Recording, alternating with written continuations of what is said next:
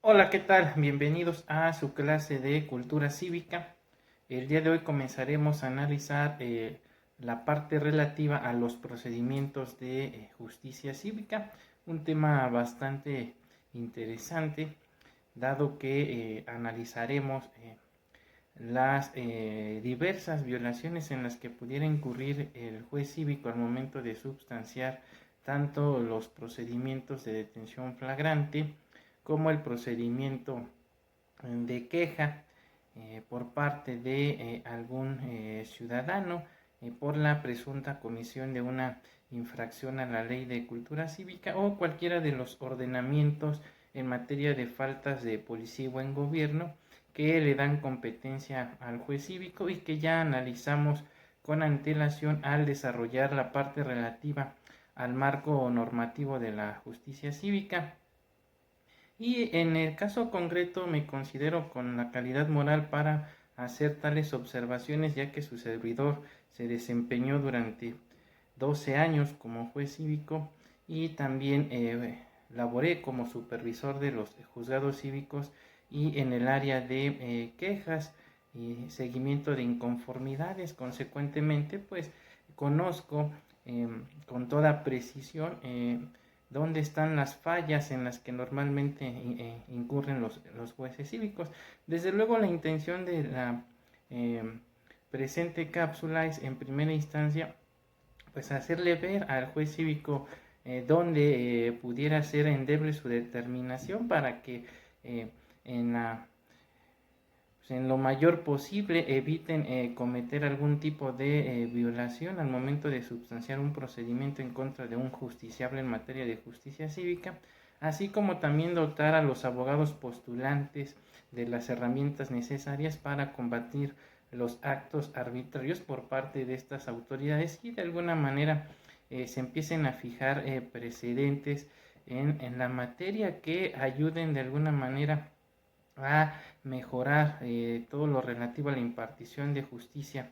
en esa materia. Expuesto a lo anterior, vamos a comenzar entonces a desarrollar lo relativo al procedimiento de justicia cívica y en ese sentido es importante precisar que el primer párrafo del artículo 48 de la Ley de Cultura Cívica de la Ciudad de México establece que todo procedimiento que se lleve a cabo ante los juzgados cívicos de la Ciudad de México deberá substanciarse en forma oral y pública, así como en una sola audiencia. Aquí me gustaría hacer una observación.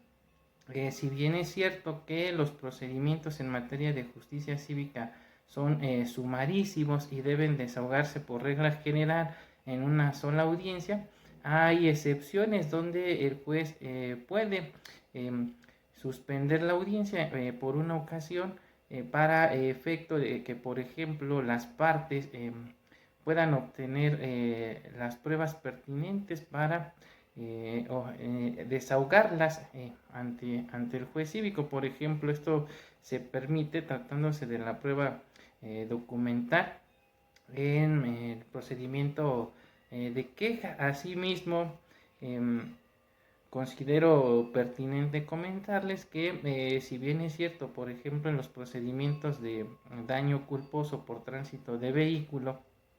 se establece que una vez que llegue el dictamen en tránsito terrestre y evaluación de daños, bajo ninguna circunstancia podrá suspenderse el procedimiento respectivo. Pues también es cierto que actualmente ya contamos con lo que se conoce con el control de la convencionalidad y atendiendo al principio pro persona, los jueces cívicos pueden hacer una ponderación del derecho e inaplicar lo que al efecto dispone tanto la ley de cultura cívica como su reglamento y suspender la audiencia por una ocasión a efecto de que las partes puedan preparar debidamente sus pruebas y permitirles sobre todo ejercer una defensa efectiva a efecto de no vulnerar los derechos de los presuntos infractores o las partes involucradas en dicho procedimiento. Lo anterior lo comento porque incluso existe hay algunos criterios por parte del Poder Judicial de la Federación que este tipo de procedimientos son conculcatorios precisamente del derecho de adecuada defensa, ya que de alguna manera obligan a que las partes tengan debidamente preparadas las pruebas al momento de su ofrecimiento, lo cual es materialmente imposible, lo que desde luego hace vulnerable las resoluciones de los jueces cívicos e incluso durante el desempeño de su servidor como supervisor de los juzgados cívicos, llegué a ver demandas, sobre todo de nulidad y también juicios de amparo, donde se declaraba la nulidad de las determinaciones de los jueces al considerarse que se vulnera precisamente el derecho a una defensa efectiva cuando se le obliga al presunto infractor o a las partes involucradas en un procedimiento de daño culposo a tener debidamente preparadas sus pruebas al momento de su ofrecimiento. Luego entonces en ese sentido, pues yo de alguna manera invitaría a los jueces cívicos a ejercer de manera ex oficio el control de la convencionalidad y a efecto de salvaguardar los derechos de los justiciables, suspender la audiencia y concederles un tiempo pertinente para que puedan preparar debidamente las partes sus pruebas y no dejarlos en estado de indefensión. Aclarado lo anterior, vamos a continuar entonces desarrollando lo relativo a los procedimientos de justicia cívica. El artículo 48 en su párrafo segundo de la Ley de Cultura Cívica establece que el procedimiento en dicha materia puede comenzar con la detención y presentación flagrante de la persona probable infractora, desde luego por parte de la policía, o con la queja de particulares por la probable comisión de infracciones, así como por la remisión a solicitud de otras autoridades que pongan en conocimiento de la persona juzgadora o juez cívicos hechos presuntamente constitutivos de infracciones a la Ley de Cultura Cívica y por supuesto los demás ordenamientos en materia de faltas de policía y buen gobierno que le dan competencia al juzgado cívico y que ya analizamos con antelación. Y desde luego, si de los hechos que fueron puestos en su conocimiento se determina que hay una posible infracción administrativa que es de su competencia, pues así deberá acordarlo y continuar con el procedimiento respectivo. Por otra parte, cabe precisar que el párrafo tercero del dispositivo legal en comento refiere expresamente que los jueces cívicos conocerán de los procedimientos de hechos de tránsito causados por baches para el reclamo de el pago de daños ante la instancia correspondiente. Sin embargo, desde mi particular punto de vista, pues propiamente no estamos en presencia de un procedimiento administrativo en forma de juicio como en los anteriores casos, pues a diferencia de un procedimiento de detención flagrante, un procedimiento de queja o incluso el procedimiento de daño culposo por tránsito de vehículos, donde el juez analiza si hay un hecho posiblemente constitutivo de infracción y se declara competente para conocer del mismo, donde incluso puede acordar la legal retención y sujeción a procedimiento administrativo del presunto infractor o en algunos casos de las partes involucradas, donde además se le otorga el uso de la voz al presunto infractor y si hablamos por ejemplo de procedimientos de queja al quejoso o denunciante y donde se ofrecen pruebas de cargo y de descargo, se valoran las mismas y se emite una resolución de fondo donde se dirime básicamente una controversia a efecto de dirimir si existe o no una infracción y en su caso la responsabilidad administrativa del presunto infractor. En el caso particular, el juez cívico se limita a realizar las diligencias a que hace referencia el artículo 49 de la Ley de Cultura Cívica de la Ciudad de México, dentro de las cuales se encuentran los siguientes. Habla de un acuerdo de inicio, la fijación de la competencia, una radicación, declaración del afectado, dice admisión y desahogo de pruebas, intervención de peritos por la consejería, la emisión del dictamen y el acuerdo que pone fin al procedimiento. No obstante lo anterior, el juez cívico no cuenta con ninguna potestad en relación a la valoración de las pruebas admitidas, por lo que pues está imposibilitado de declarar el derecho en tales asuntos, dado que propiamente no se está en presencia de la posible comisión de una infracción cívica o una falta de policía y buen gobierno, sino propiamente y en estricto derecho hablando, estamos hablando de una responsabilidad civil objetiva por parte del Estado,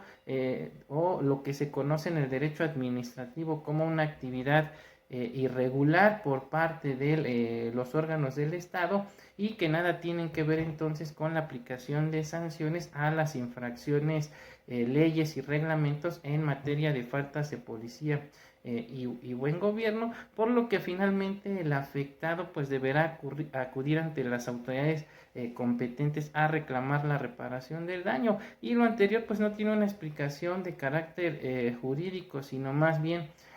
atiende una reforma populista por parte del gobierno de la Ciudad de México para de alguna manera tratar de auxiliar a los gobernados con la emisión del dictamen en hechos de tránsito y evaluación de daños, no obstante de que de acuerdo con la normatividad aplicable al caso concreto, pues serían en este caso los gobernados quienes por sus propios medios deberían conseguir sus pruebas. Ahora bien, el artículo 47 de la Ley de Cultura Cívica de la Ciudad de México de forma genérica establece los derechos de los que gozarán los probables infractores, al disponer que gozarán entonces de los siguientes derechos: a que se le informe en todo momento los hechos que se le atribuyen, así como los derechos que le asisten, que le sean leídos los derechos que contempla el artículo 20 de la Constitución Política de los Estados Unidos Mexicanos, que se presuma su inocencia, que reciba un trato digno, que tiene derecho a recibir alimentación, agua, asistencia médica y cualquier otra atención de urgencia durante el desarrollo del procedimiento y sobre todo durante la ejecución de su arresto, a solicitar la conmutación de su sanción por trabajo en favor de la comunidad, a contar con un defensor, ser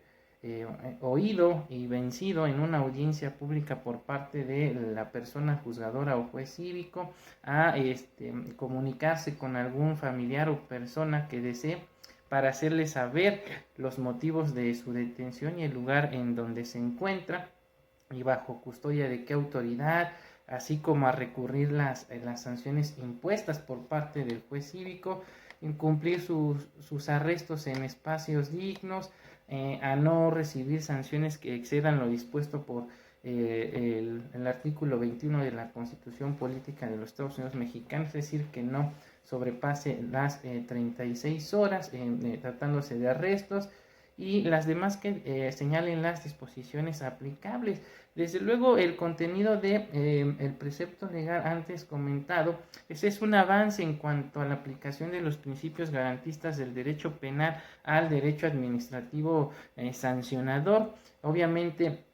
este precepto retoma varios de los criterios por parte de la Suprema Corte de Justicia de la Nación. Sin embargo,